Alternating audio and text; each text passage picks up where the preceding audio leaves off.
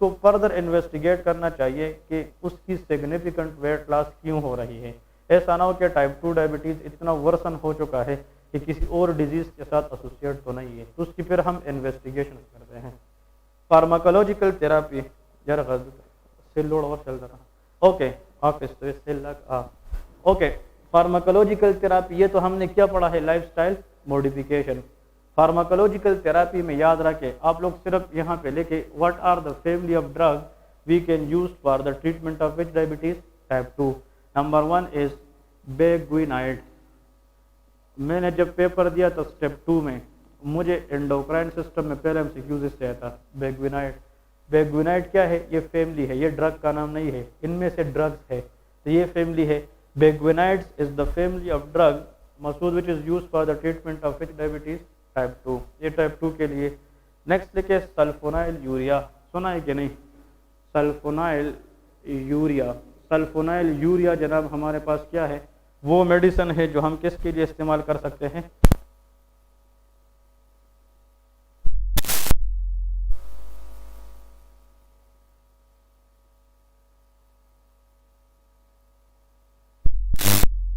ग्लीटाजोन family, ग्लीटाजोन family. जब मैंने क्या बोला, ये ड्रग्स के नाम नहीं है, ये ड्रग्स के फैमिली के नाम है, मतलब ये फैमिलीज है, उसके अंदर फिर हम ड्रग्स पढ़ेंगे। क्लियर है। नेक्स्ट जनाब लेके इसको हम कहते हैं सोडियम ग्लूकोज को ट्रांसपोर्टर इनहिबिटर। सोडियम ग्लूकोज को ट्रांसपोर्टर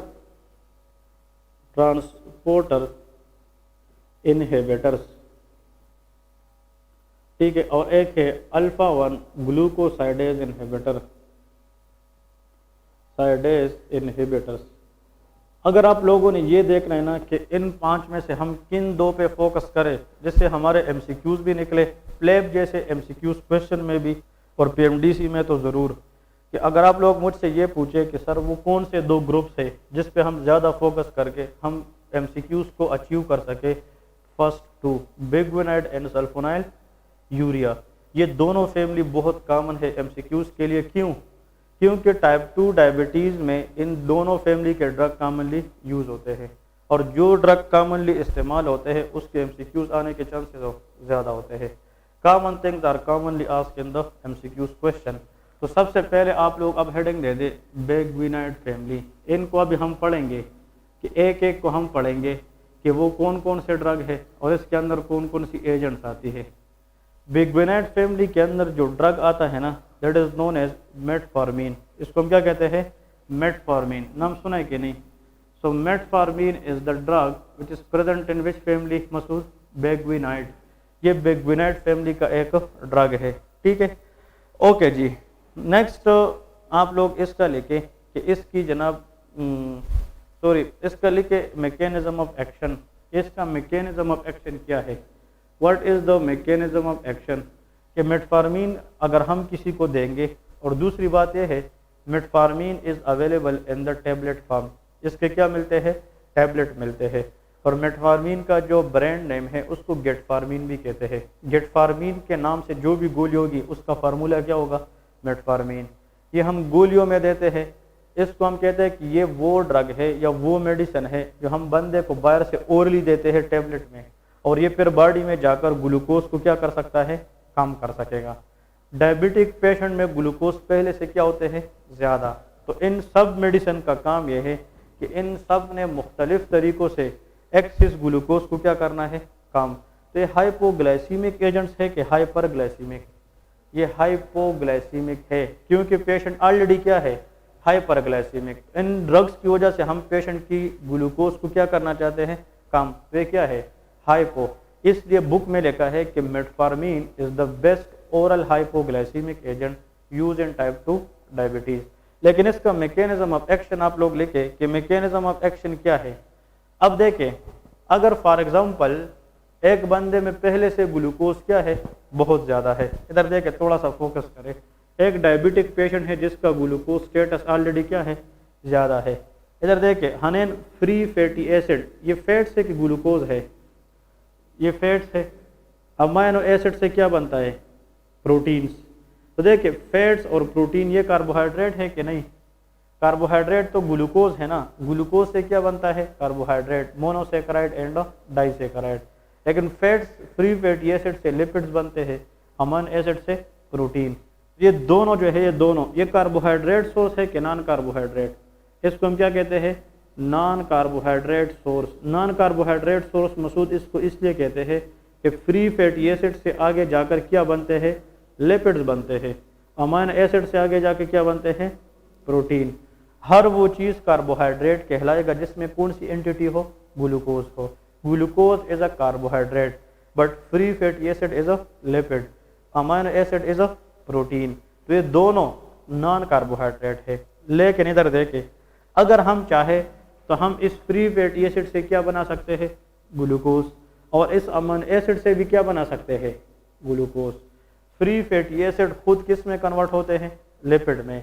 लेकिन अगर हम चाहे बॉडी में ज़रूरत के मुताबिक तो हम फ्री फैटी एसिड को इनडायरेक्टली किस में कन्वर्ट कर सकते हैं, ग्लूकोज को, और अमीनो एसिड जो प्रोटीन में जा रहे थे उसको भी इनडायरेक्टली कहाँ पे ले जा सकते हैं। तो ये ग्लूकोज जो बन जाए कि अपने कार्बोहाइड्रेट सोर्स से बना है कि न्यू सोर्स से बना है, न्यू नॉन कार्बोहाइड्रेट। तो ऐसा प्रोसेस जिसमें हम नॉन कार्बोहाइड्रेट सोर्स को इस्तेमाल करके क्या बनाएं, ग्लूकोज, तो इसको हम कहते हैं ग्लूकोनियोजेनेसिस। क्या कहेंगे, ग्लूकोनियोजेनेसिस। ये ग्लूकोज जो अब बन गया है ये बिल्कुल न्यू है, ये नॉन कार्बोहाइड्रेट सोर्स से आया है।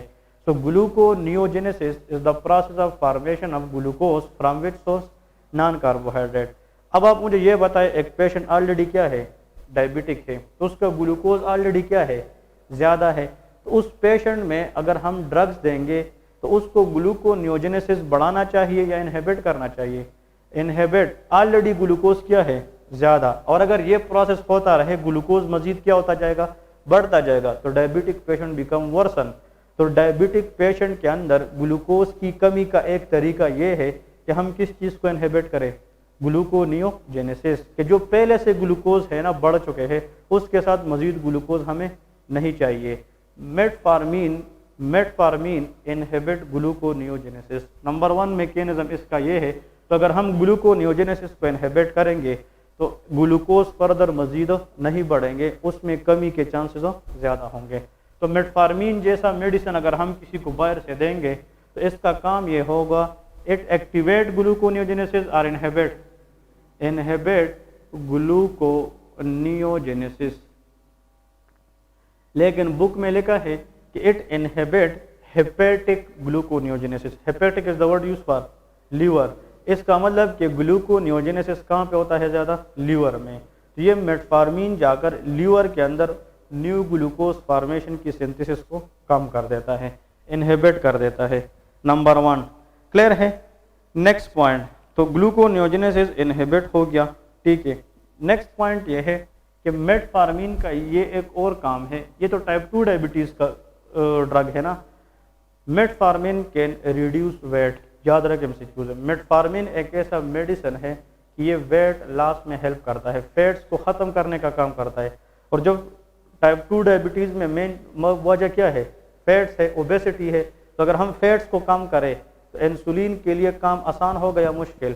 तो अगर फैट्स को हम ख़त्म करें तो इंसुलिन सेंसिटिविटी क्या हो जाएगी, बढ़ जाएगी। इधर देखिए आसान, ये सेल है हमारे पास, ये है कि जो ग्लूकोज ज़्यादा है उसको हम किस में ज़्यादा अपटेक करें, सेल में। लेकिन इस सेल पर कौन काम करेगा, इंसुलिन। अब इंसुलिन है लेकिन फिर भी ग्लूकोज अंदर नहीं जा रहे क्योंकि यहाँ पे एक्सेस क्या है, फैट्स है। तो अगर मेटफॉर्मिन फैट्स की कमी को इंक्रीज करता है, अगर वो फैट्स को कम करे तो फिर इंसुलिन को काम करना क्या होगा, आसान होगा। तो हम कहते हैं कि metformin increase insulin sensitivity to increase the uptake of glucose into the cell by decreasing fats in the body। ये MCQs देखे। तो इसका मतलब ये है कि अगर एक बंदा मेटफॉर्मिन ले रहा है और साथ में वो एक्सरसाइज भी कर रहा है तो इसकी जो फैट्स लूजिंग कैपेबिलिटी है ना वो अच्छी होगी। और जितना वो ज़्यादा कम टाइम में ज़्यादा फैट्स लूज करेगा उतना चांस है कि उसकी इंसुलिन सेंसिटिविटी बढ़ जाए। तो इट इंक्रीजेस इंसुलिन सेंसिटिविटी, ये बात समझ आ गई, सेंसिटिविटी, हाँ जी, to increase uptake of glucose into cell by decreasing weight loss या बाय वेट लॉस। इसका मतलब ये है कि मेटफॉर्मिन एक ऐसा ड्रग है कि ये चाहता है कि मैं फैट्स को कम करके इंसुलिन सेंसिटिविटी को बढ़ा सकूं, ताकि ग्लूकोज जो है ना ज़्यादा से ज़्यादा किस में एंटर हो जाए, सेल में, और ब्लड में ग्लूकोज का लेवल क्या हो जाए, कम हो जाए। समझ आ गई ताबिश के नहीं, ये पॉइंट याद रखें। नेक्स्ट पॉइंट ये है कि अगर हमारे पास ग्लूकोज है, ये हनेन बताएगा, ग्लूकोज की जो एक्सेस लेवल है वो स्टोरेज में कन्वर्ट होता है, जिसको हम क्या कहते हैं, ग्लाइकोजन।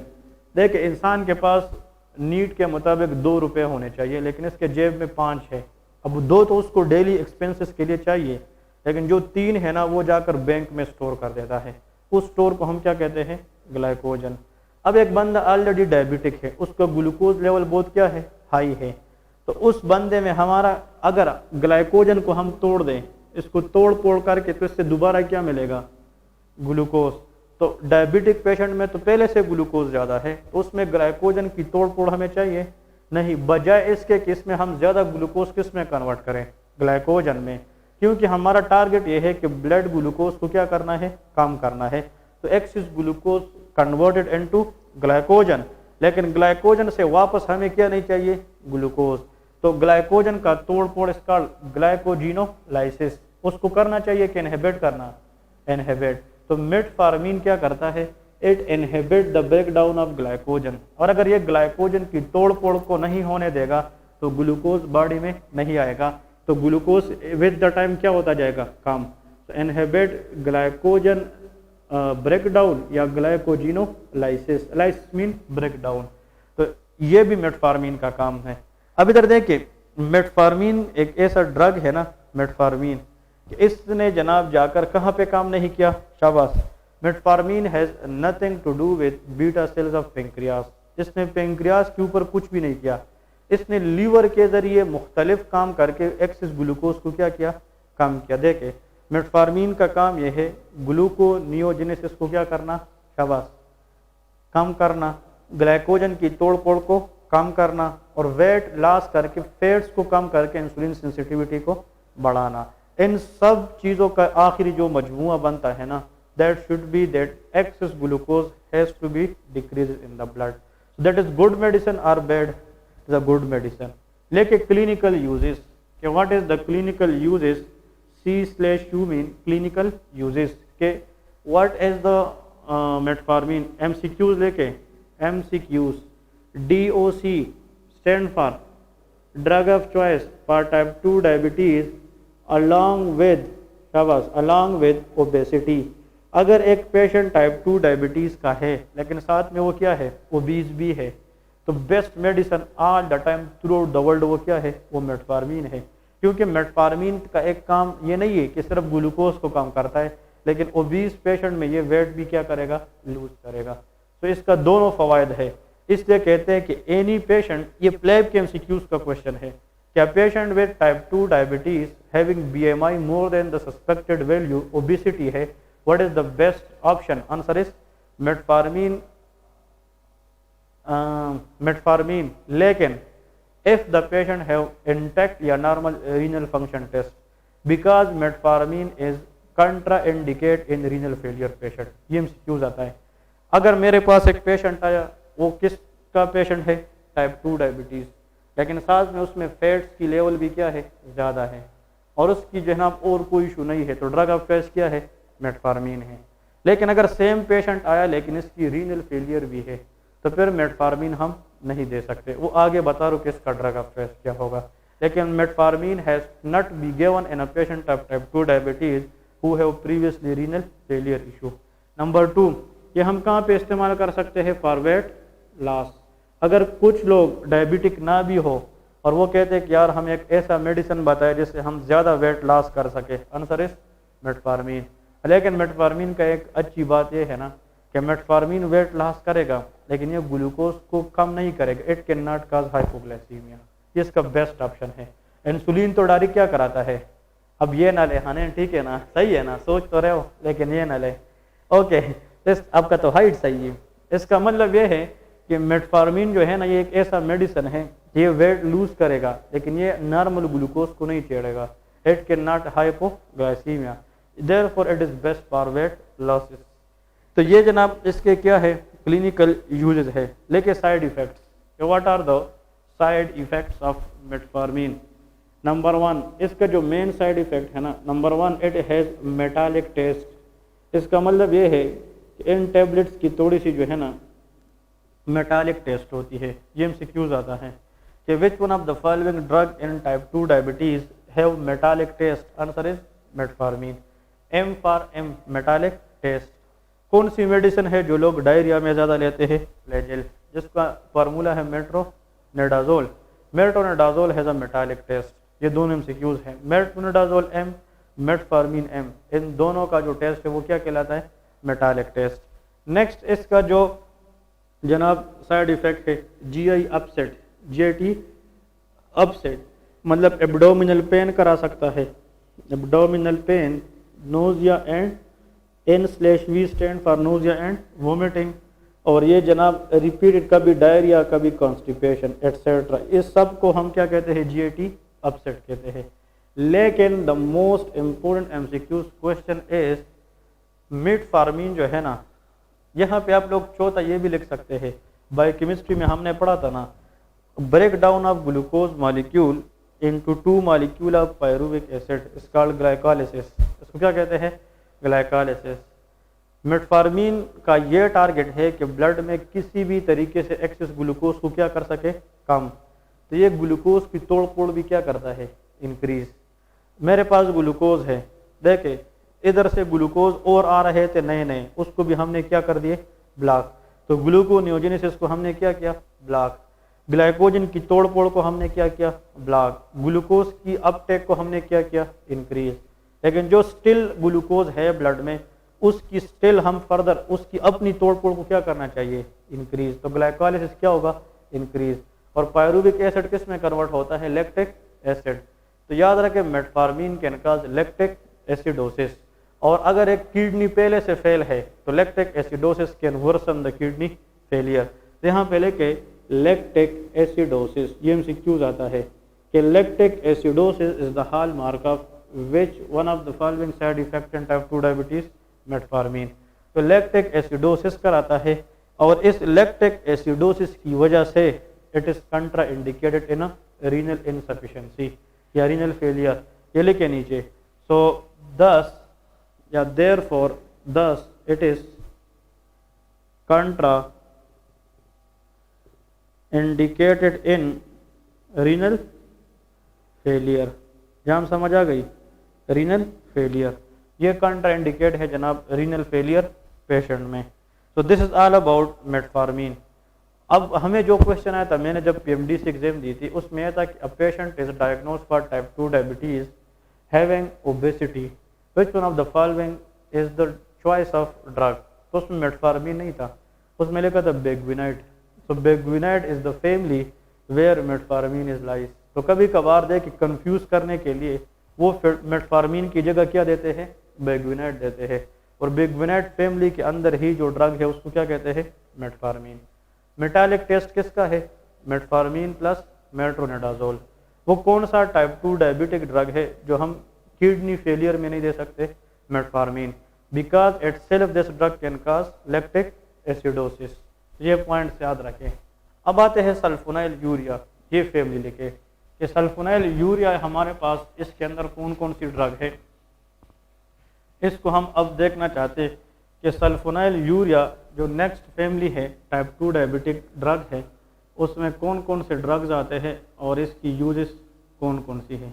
पहले के एजेंट्स, पहले तो इसके अंदर जो ड्रग्स है उसके नाम लिखें कि what are the different drugs present in this family. तो एक लिखे टोल ब्यूटामाइड, इसके अंदर जो ड्रग है टोल ब्यूटामाइड, इसमें सिर्फ एक ही ड्रग है, एक tolbutamide, glipizide, glyburide, glyburide and glimepiride. Okay, ये 4 ड्रग है। वैसे 5 है, क्लोरप्रोपामाइड भी है, लेकिन ये 4 इंपॉर्टेंट हैं। ठीक है, नेक्स्ट क्या है? क्लोरप्रोपामाइड, लेकिन not that much important. Just remember कि टोल ब्यूटामाइड, ग्लेब्जाइड, ग्लाइब्यूराइड एंड ग्लेमिप्राइड, ये चारों के एजेंट ये किस ड्रग के अंदर आते हैं फैमिली में सल्फोनाइल यूरिया में। सल्फोनाइल यूरिया के जो ड्रग है ना ये चार, इनमें से इनिशियली एंशिएंट टाइम में जो सबसे कॉमनली हम यूज़ करते थे ना, आजकल नहीं बहुत पहले की बात कर रहा हूँ, दैट वाज टोल ब्यूटामाइड। इसका मतलब टोल ब्यूटामाइड पहले डिस्कवर हुआ था। सल्फोनाइल यूरिया के वो ड्रग जो किस से स्टार्ट होते हैं, जी से, वो बाद में आए थे, इसलिए ये पहले आया था। इसको हम कुछ लोग फर्स्ट जनरेशन सल्फोनाइल यूरिया भी कहते हैं। कौन से? First generation. और सल्फोनाइल यूरिया के वो ड्रग जिसका स्टार्ट किस वर्ड से हो जाए, जी से, तो इसको कौन सा जनरेशन कहते हैं? Second generation. तो ये सेकंड जनरेशन और फर्स्ट जनरेशन हम डिस्कवरी के नाम पे बताते हैं, लेकिन जो रिसेंटली आए हैं ना सेकंड जनरेशन के, उसकी यूजेस ज़्यादा है as compare to first generation. इसलिए कॉमनली आजकल जो मार्केट में यूज़ होता है ना वो सेकंड जनरेशन सल्फोनाइल यूरिया है। लेकिन इसका mechanism of action, mechanism of action, mechanism of action उस बंदे को इसका आसानी से समझ में आएगा जिसको नॉर्मल रिलीज ऑफ इंसुलिन का पता हो। हमने पढ़ा था ना कि एक्सेस ग्लूकोज जब हो जाए ना, अब आप लोगों को पता होना चाहिए, एक्सेस ग्लूकोज को कम करने के लिए बीटा सेल से क्या रिलीज होगा? इंसुलिन। थोड़ा सा हमें दे के आपके लिए बता रहा हूँ। This is beta cells of pancreas. सब देखें ये कौन सा सेल है? Beta cell.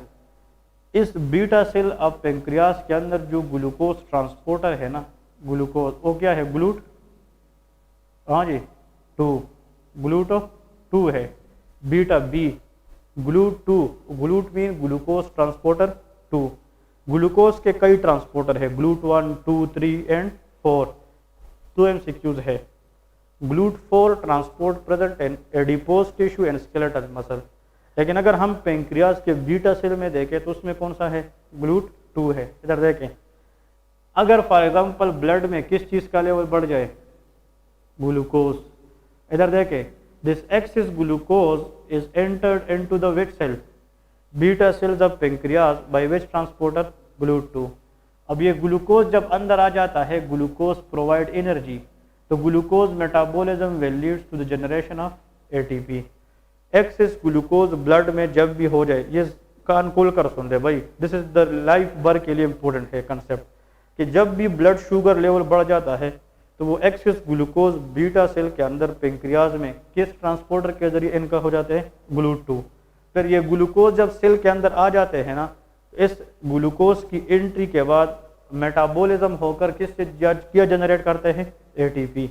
इधर देखें, हर एक सेल में पोटाशियम ज़्यादा होते हैं कि नहीं? हम कहते हैं कि सेल्स आर पोटाशियम बैग्स। कोई भी सेल बॉडी में ले ले, the most abundant positive ion is potassium. इधर देखें, पोटाशियम का जो चैनल है, जो पोटाशियम है वो कहाँ पे ज़्यादा है? सेल के अंदर या बाहर? अंदर। तो हर एक चीज़ हायर कंसंट्रेशन से किस तरफ जा रही है? Lower concentration. तो जब वो ग्लूकोज अंदर आ जाए और वो क्या जनरेट करे? ATP. ATP is nothing but it is the energy. तो ये इतना एनर्जी जनरेट करता है कि ये पोटाशियम की जो बाहर ई फ्लक्स है उसको क्या कर देता है? क्लोज। तो हम कहते हैं कि when glucose enter generate ATP it will close is potassium channel. जब पोटाशियम चैनल हम ब्लॉक करेंगे तो पोटाशियम बाहर जाएगा या अंदर रह जाएगा? अंदर। तो पोटाशियम का लेवल अंदर क्या हो जाएगा? इंक्रीज। और whenever positive charge is increased in the cell it is called depolarization। इसको क्या कहते हैं?